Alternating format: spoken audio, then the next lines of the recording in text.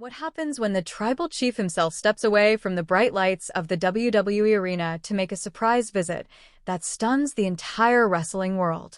When the leader of the most dominant faction in professional wrestling decides to check on one of his most explosive and unpredictable family members. Roman Reigns, the head of the Bloodline, just made an emotional and unexpected appearance at the hospital to visit Jacob Fatu after a night that left the WWE Universe speechless. What unfolded between them wasn't just a private family moment. It was a scene that revealed the future direction of the entire Anoa'i dynasty. It was a meeting filled with emotion, strategy, pride, and the unmistakable aura of the tribal chief asserting his authority in the most human way possible. The chaos that erupted on Friday Night SmackDown had already sent shockwaves throughout the WWE locker room. Jacob Fatu, known for his raw power and all-gas, no-brakes fighting style, had been brutally assaulted by Paul Heyman's New Vision faction, a coalition of dangerous enforcers who seemed determined to dismantle what remains of the bloodline. The attack was ruthless, calculated, and symbolic, a clear message from Heyman's faction that no one, not even the Anoa'i family, was untouchable. As the crowd gasped and the commentators struggled to process the carnage, Fatu was left unconscious in the ring, surrounded by medical personnel. Brock Lesnar, Bronson Reed, and Braun Breaker had unleashed a storm that left one of the most feared members of the bloodline completely broken, at least physically.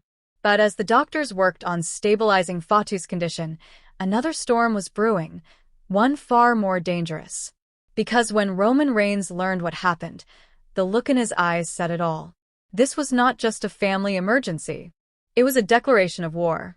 The footage that emerged later showed Roman Reigns arriving at the hospital long after midnight.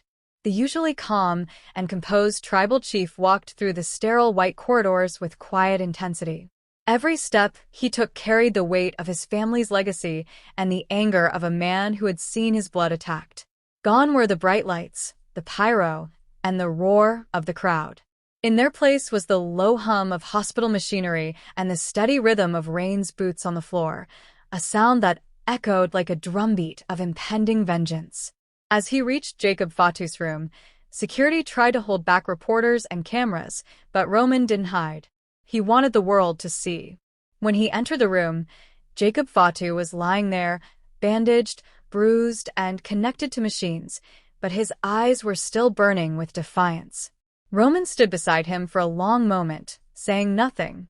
The silence was thick, carrying years of family history, shared battles, and unspoken pain.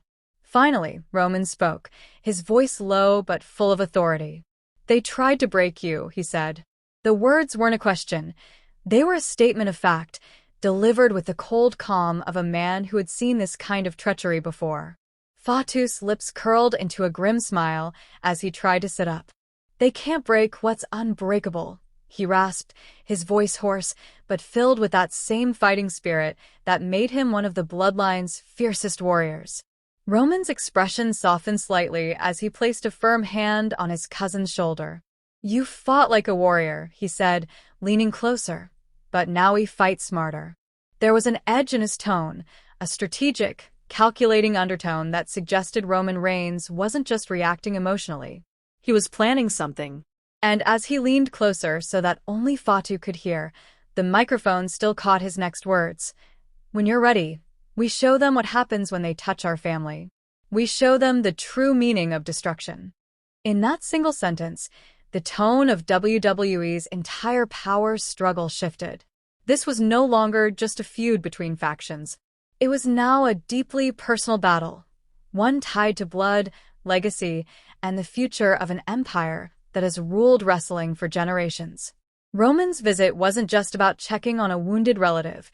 It was a symbolic gesture, a reminder that the tribal chief stands by his family, even when they fall. It marked a new phase in Roman Reigns' evolution, both as a leader and as a man. Over the past few years, fans have seen him as the cold, calculating ruler of the bloodline, a man whose authority was absolute and whose decisions were often ruthless.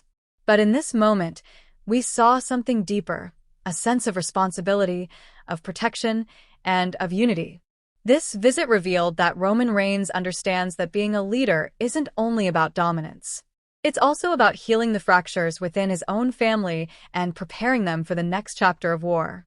The Inoue family, once untouchable, now finds itself scattered and wounded. The Usos have been exiled until December following their betrayal at Crown Jewel.